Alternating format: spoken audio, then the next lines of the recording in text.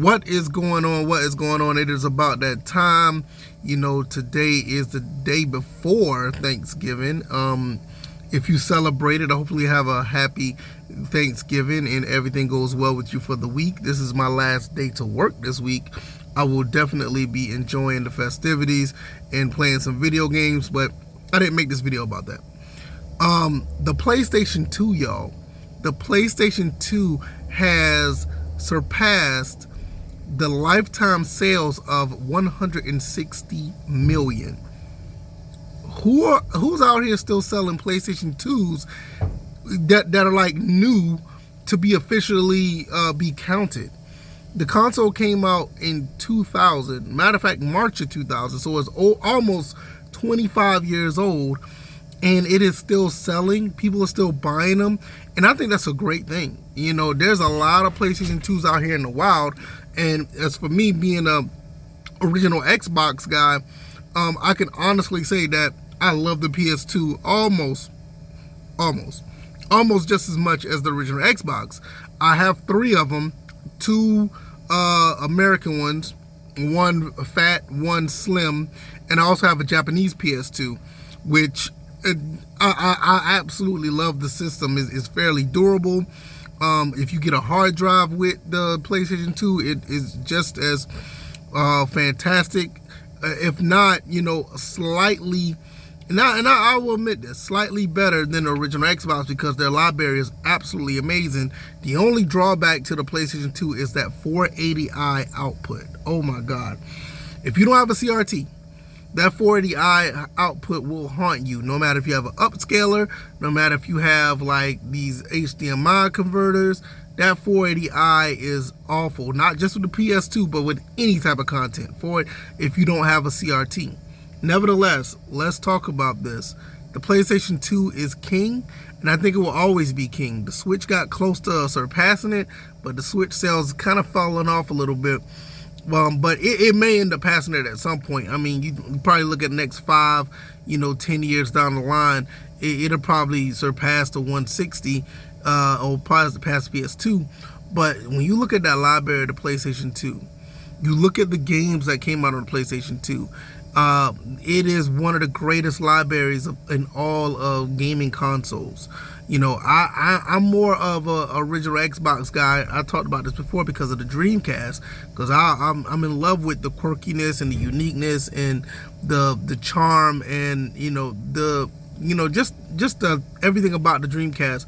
And the original Xbox is pretty much a beefier version of it. But the PlayStation 2 just has this entire movement behind it, even to this day. You have to understand, moving to a system where hard drives are starting to be a little bit prominent. You could put a hard drive in a PS2 and play games off the hard drive. You could use the hard drive officially and have a bunch of game saves on it. I mean, it was only 40 gigs, but back then that is a lot for the save states, or not the save states, but the saves and the files for PlayStation 2.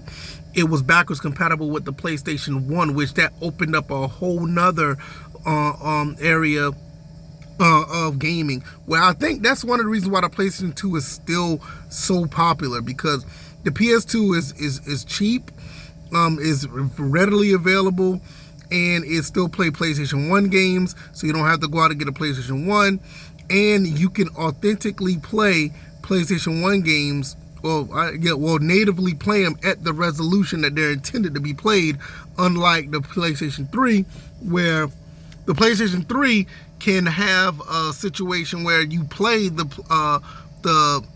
PS1 games, and those games could be 720p, they could be 1080p, they could be a little bit off in as far as how it actually is supposed to look. And in some cases, if you don't even upscale it with the PlayStation 3, every game will be 480i, which I just talked about. The 480i resolution is not the best. But nevertheless, the PlayStation 2, like I said, it is absolutely awesome console to play and to collect for. I mean, you talking about, you can still get some great arcade classics, some light gun games, some great racing games, fighting games. It's just so much, the action adventure games, RPGs, And I mean, that's just the PlayStation 2 side of things. You can go back and play PlayStation 1 games on that as well. So it is an absolute awesome feat that the PlayStation 2 gets over 160.